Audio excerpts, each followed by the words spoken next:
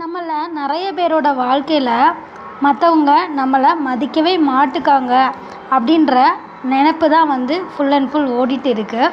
இன்னும் ஒரு சில பேருக்கு மற்றவங்க நம்மளை மதிக்கணும் அப்படின்னா நம்ம எப்படி நடந்துக்கணும் அப்படின்ற மனக்குழப்பம் கூட நிறைய பேருக்கு இருக்குது. ஒரு சில பேரெல்லாம் பார்த்தா தானாகவே மரியாதை கொடுக்குறாங்களே. ஸோ அப்படி இருக்கிறப்போ நம்மளுக்கு மட்டும் ஏன் மரியாதை கிடைக்கல அப்படின்னு ஒரு சில பேர் ஃபீல் பண்ணுறதும் உண்டு. ஸோ இந்த மாதிரி கேட்டகரியில் நீங்கள் இருக்கீங்கன்னா உங்களுக்கான வீடியோ தான் இது. வீடியோவை ஸ்கிப் பண்ணாமல் பாருங்கள்.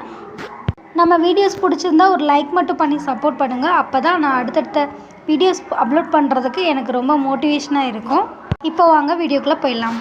இந்த சமூகத்தில் நம்மளையும் எல்லோரும் மதிக்கணும் அப்படின்ற எண்ணம் பார்த்திங்கன்னா எல்லாருக்குள்ளேயும் 100% இருக்க தான் செய்யும்.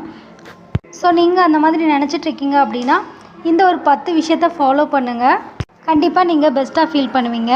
ஃபஸ்ட்டு விஷயம், நீங்கள் டைமிங்கில் ரொம்ப கரெக்டாக இருங்க. ஸோ இப்போ ஒரு ஃபங்க்ஷனாக இருந்தாலும் சரி, இல்லை வேறு எந்த விஷயமா இருந்தாலும் சரி, முடிஞ்ச வரைக்கும் ஒரு 10 நிமிஷத்துக்கு முன்னாடியே அந்த இடத்துக்கு போயிடுங்க. இல்லை அப்படின்னாலும் கரெக்டான டைமுக்கு அங்கே ரீச் ஆகிற மாதிரி பார்த்துக்கோங்க. அப்படி நீங்கள் கரெக்டான டைமில் நீங்கள் அங்கே இருந்தீங்க அப்படின்னா கண்டிப்பாக அங்கே இருக்கிறவங்க உங்களுக்கு ஒரு மரியாதை கொடுக்கறதுக்கு ஒரு வாய்ப்பு அது ஏற்படுத்தி கொடுக்கும். ஏன்னா இவங்க நம்மளுக்கு ரொம்ப முக்கியத்துவம் கொடுக்குறதுனால தான் கரெக்ட் டைமிங்கில் வந்திருக்காங்க அப்படின்ற ஒரு எண்ணம் மனசுக்குள்ளே அவங்களுக்கு இருக்கும். ரெண்டாவது விஷயம் பார்த்திங்கன்னா, எங்கேயுமே தான் பேசுகிறத மட்டும்தான் மற்றவங்க கேட்கணும் அப்படின்ற மாதிரி நினைக்காதீங்க.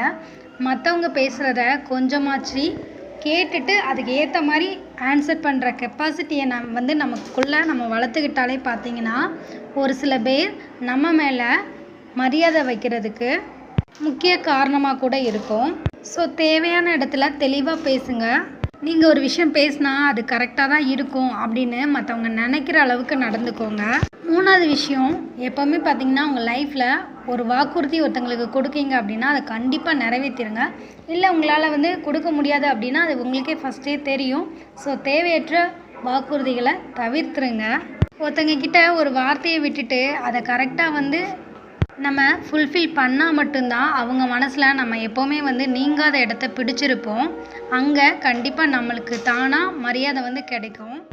நாலாவது விஷயம், பணிவு. நம்ம எவ்வளோ உயரமான இடத்துல இருந்தாலும், உயர்ந்த பதவியில் இருந்தாலும் நம்ம பணிவாக நடந்துக்கிட்டோம் அப்படின்னா அதுவே நம்ம மேலே மற்றவங்களுக்கு ஒரு மரியாதையை க்ரியேட் பண்ணி கொடுக்கும். அடுத்தவங்க ஒரு விஷயத்த சாதிக்கிறாங்க, நல்லா இருக்கிறாங்க அப்படின்னா அவங்கள பாராட்ட பழகிக்கோங்க. நான் சொல்கிறது தான் சரி அப்படின்ற மாதிரி ஒரு கேரக்டரில் இருக்கவே இருக்காதீங்க. ஸோ உங்களோட பணிவான குணம்தான் பார்த்திங்கன்னா மற்றவங்கள ஈர்க்கக்கூடிய சக்தி அப்படின்றத புரிஞ்சுக்கோங்க. பணம் பதவி இருந்து ஒரு பணிவு அப்படின்றது இல்லை அப்படின்னா யாருக்குமே உங்களை பிடிக்காது. ஸோ ஒரு உயர்ந்த இடத்துல நீங்கள் இருக்கணும்னு நினச்சிங்கன்னா அந்த மாதிரி பணிவாக நடந்துக்கோங்க.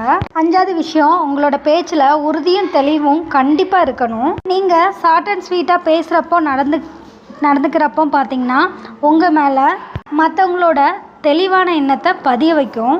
அதனால் கண்டிப்பாக அந்த இடத்துல உங்களுக்கு மதிப்புன்றது கிடைக்கும். ஆறாவது விஷயம், யாரையுமே பாரபட்சம் பார்க்காம எல்லாத்தையுமே மரியாதையாக நடத்தணும். பணம் அந்தஸ்து இதெல்லாம் இருக்கிறவங்கள தான் மதிப்பேன், பதவியில் இருக்கிறவங்கள தான் மதிப்பேன் அப்படின்ற எண்ணத்தெல்லாம் விட்டுட்டு பரம ஏழையாக இருந்தால் கூட அவங்கள மரியாதையோடு நம்ம நடத்தணும்.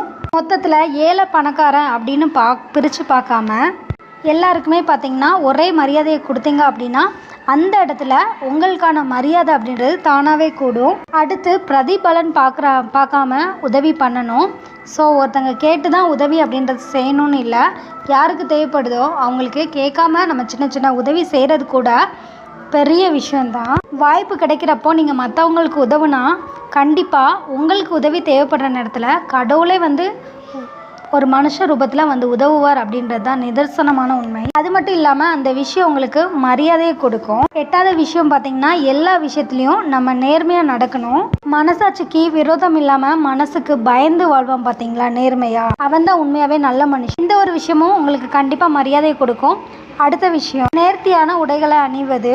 ரொம்ப காஸ்ட்லியாக இல்லாமல் ரொம்ப சிம்பிளாக இருக்கிற ட்ரெஸ்ஸஸ் கூட நீங்கள் மற்றவங்க முன்னாடி எப்படி பிரதிபலிக்கிறீங்க அப்படின்றத பொறுத்து அதுதான் உங்களுக்கு கான்ஃபிடென்ட்டை கொடுக்கும். 10வது விஷயம் பார்த்திங்கன்னா, நீங்கள் எல்லா விஷயத்துலையும் எளிமையாக இருக்கிறது. மற்றவங்க உங்ககிட்ட பேசுகிற அளவுக்கு நீங்கள்